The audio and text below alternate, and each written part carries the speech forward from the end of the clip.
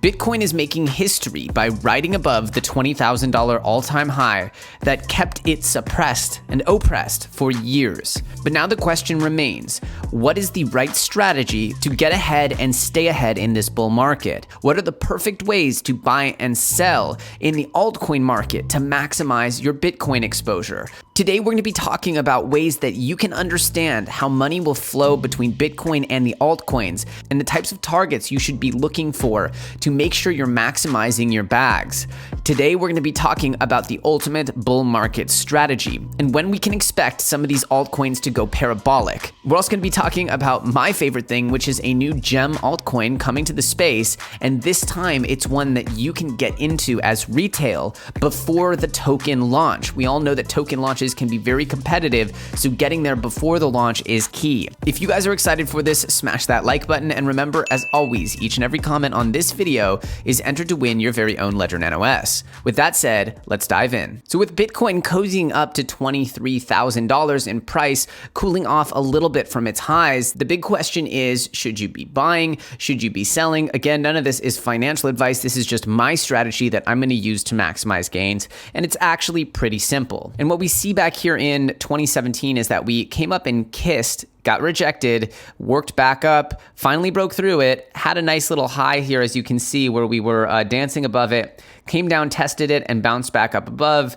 another test that we bounced above, and then we got rejected below, built strength, and said goodbye to that level forever. Now, I do believe that something like this, seeing the blue line as our prior all-time high, think of this line as 20,000, this is actually 1,100. However, this could happen again. Remember, this time is different. There is institutional order flow that is absolutely buoying this particular bull run. There are unprecedented levels of institutional buyers coming in and trying to get their Bitcoin hodls together. So this may not repeat itself, but if it does, it wouldn't surprise me. What I want to pay close attention to is the point at which it starts doing multiples, the point at which parabolic activity really kicks in. And as you can see, this happened, the original break of the price was about March, and then we got some parabolic activity here in May.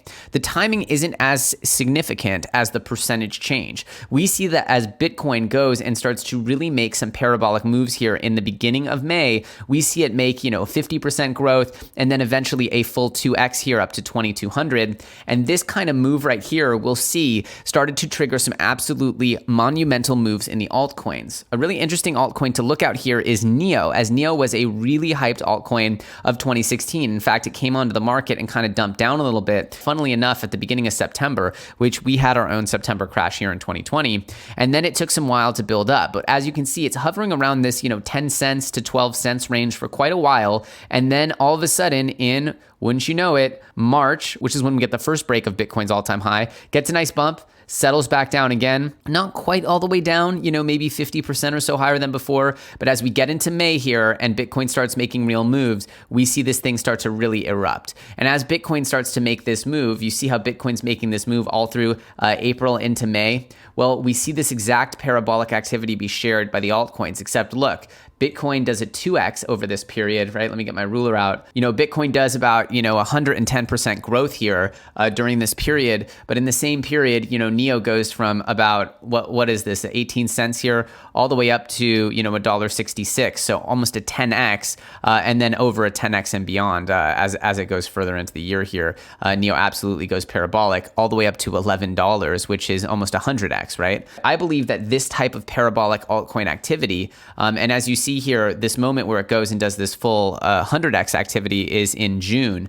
If we look what happens to Bitcoin in June of that year, what we see here is that there's actually a bit of a cool off in Bitcoin. We see Bitcoin kind of hit this top here, local top, and retrace about 35% here. And this Bitcoin cool off coincides with NEO going absolutely parabolic, almost to the day, right? You have Bitcoin high, you have a Bitcoin high here on the 12th of June, and then a cool off. And that Bitcoin cool off we see on the 12th of June, 13th of June, 14th of June, as soon as that cool off, that Bitcoin cool off is, fully confirmed that Bitcoin's cooling, we get another 10x out of NEO here. And so what we see here is that as Bitcoin makes these big run-ups and then cools off, we start to see this parabolic activity in the alts. And so as Bitcoin does multiples and then pauses its multiples, what we'll see is on the way up, you'll see grinding up by the alts. But once Bitcoin pauses in those whales with some insane amounts of new liquidity, start to look for better opportunities on, if anything, just increasing their Bitcoin holdings, you get these massive pumps into the alts. And NEO was essentially a trending hot new altcoin at the time, which is why it's a very good comparable to some altcoins, some bull run virgin altcoins, if you will, that we're going to talk about today. We're also going to touch briefly here on the regulatory FUD that we had, which is, essentially that crypto is at this weird fork in the road. And we've been hearing a little bit about rumors of some, new regulations that might be very unfriendly to current crypto ecosystem. And essentially, a lot of things with crypto regulation are happening in flux. This at a time when the government is in flux. And so it's going to be very interesting to see what happens here. We know that Brian Brooks has been a pretty pro-crypto, pretty friendly person to be having at the office of the comptroller of the currency. He put in regulations that allowed for banks to be custodians of crypto, kind of legitimizing this stuff to a large degree. But the reality is that he's saying that, we would be politicizing things by undoing all the good work that this administration has done to make things safer, make them more real. Some of the rhetoric coming out of the more progressive camp is kind of trying to politicize all of crypto as part of a bit of a big tech conspiracy here.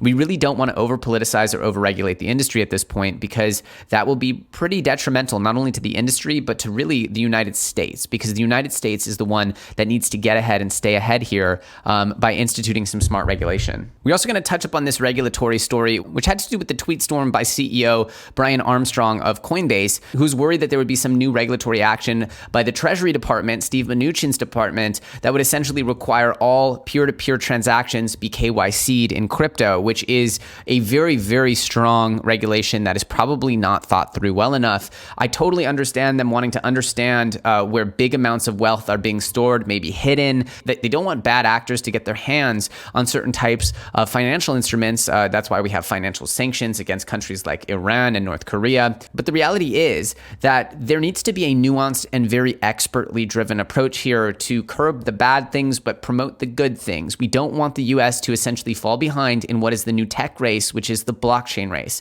So hopefully this new release saying that the US Treasury is bulking up on crypto policy advisors, that would mean that they're trying to get people who really know what they're doing in the room to make some good decisions, to make some adult decisions here, and hopefully things won't be quite as bad as they seem. That would be the ideal here. Again, we don't know, and hopefully no boogeyman legislation enters the picture here, because this would be a real shame to see, what could be a very thriving and beneficial ecosystem to the United States get completely chopped down before it has a chance to flourish. Now, finally, what we're going to be talking about today is a brand new gem of an altcoin coming to the crypto space. Now, it's not an extremely low cap gem, but it's a fantastic project. And what I love about it is it's going to give the chance for retailers like yourselves to get your hands on some tokens before the launch. And I do believe that this launch will be highly, highly competitive. This project is called Marlin, and it's been in production for about 2 years. And they're working on accelerating decentralized communication, and they're an open protocol that provides high performance programmable network infrastructure for DeFi and Web3. So essentially what they are is what they're calling layer zero scaling, where they essentially scale behind blockchains. They provide a plug and play networking alternative to increase the throughput of all blockchains with minimal protocol changes. They also increase decentralization, and they add in the possibility here for anonymity, as they're talking about. Now, this particular project is absolutely kind of blue chip in the sense that the first angel round was just taken up completely by Binance. Then we had Coinbase Ventures come in, A16Z. This thing is a total monster with its backers. Despite that, most of those tokens are locked for a very significant amount of time. I do believe that it's going to hit the market at under $10 million market cap. However, the reality is that this thing is going to be highly, highly competitive. And so what's awesome about this project is they're doing something called a Stakedrop, where I encourage you guys to learn about their tech, all the problems they're trying to solve, and the ways that they're really working on adding more value, more scalability, and just more general functionality to the blockchain. However, what's really amazing about what they're doing is they're doing something called a Stakedrop, where you can lock up funds from a variety of tokens right now, and you'll be earning Marlin. So it's a zero risk for you. In this particular case, they're doing Cosmos, Polkadot, Nearmatic, and Iris. And if you stake to these delegators that are actually integrated with Marlin, then you'll be rewarded with the Marlin token. There's a pretty interesting blog article here. I'll link it in the description of this video so you can understand exactly what Flowment is and how they're doing this stake drop. But it's a cross-chain stake drop that essentially, like I said, allows you to earn these tokens as a retailer before they go live. And you'll be essentially earning tokens for free that have been invested in by Binance and Coinbase and A16Z. I think it's a really good opportunity. And there's this pond that they have by Marlin. And so you can see you can get Near, Dot, Iris, Matic, Cosmos, BNB, or Phantom. And so you can stake to any of these by connecting your wallet here, and that'll allow you to start earning some Marlin before the launch. And so I think that's a pretty cool way to get into a project that is probably going to grow to a massive market cap really, really quickly because it has some huge people behind it. The Binance investment leads me to believe, obviously no guarantees, but it leads me to believe this thing will end up on Binance. Again, the launch will probably be crazy competitive, probably quite risky. There might be some bot action. I don't know what to say. The launches recently have been way too crazy. And that does kind of make me upset because I don't want you guys getting involved in crazy stuff. I want you guys getting involved in good opportunities early. The best that I can prepare you for that's what I want to prepare you for. And so this Stakedrop is kind of a zero risk thing that I think you guys should be aware of. And I hope sincerely that you guys are excited to hear about it. If you guys are excited with Marlin, their layer 0 scaling,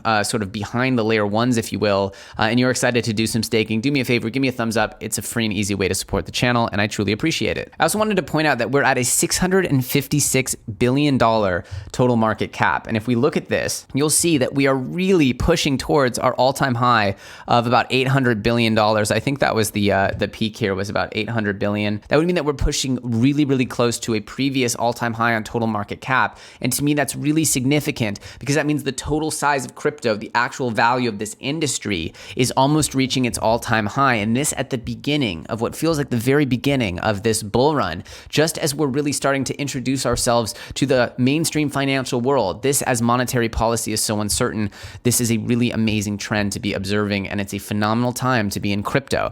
And protocols that are significant here in crypto during a time like this can grow exponentially, and that's why it's an amazing time to be getting in. So as people FOMO into Bitcoin, I personally will be looking at some new exciting altcoins that haven't gotten their bull run momentum yet, that are bull run versions, if you will, that have the potential to do a ton of upside now and in the future. I'm definitely going to be staking to get some Marlin airdrops, and I really think that it's a cool project to be getting involved in with a zero risk entry here. Again, the actual launch itself will probably be completely crazy. We'll probably have a bunch of people botting it and exploiting it, so be careful there. I would much prefer that you guys just staked as a zero risk way to get some exposure to Marlin.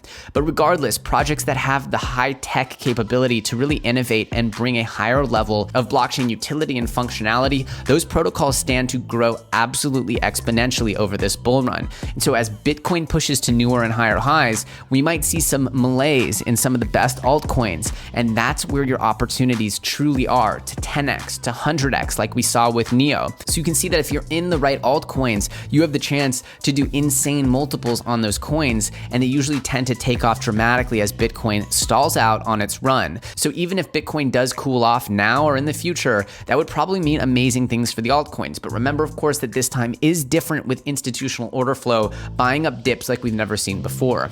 At any rate, I hope you guys enjoyed this episode. If you got some value out of it, do me a favor, give me a thumbs up. And of course, if you like learning about the newest and most undervalued opportunities in the space, and you like learning about how you can get involved with things before they go mainstream, before they've already pumped 10x and all that good stuff, then all you have to do is subscribe and put that bell notification on, and you'll be made aware exactly when I put out new content. And hopefully I can give you an edge on this market. Again, not financial advice, just the way I'm approaching things. Feel free to follow me on Twitter or join my Telegram groups. The links for both of those are in the description. As usual, I thank you guys so much for watching. My name's Elio Trades, and I'll see you very soon on the next episode.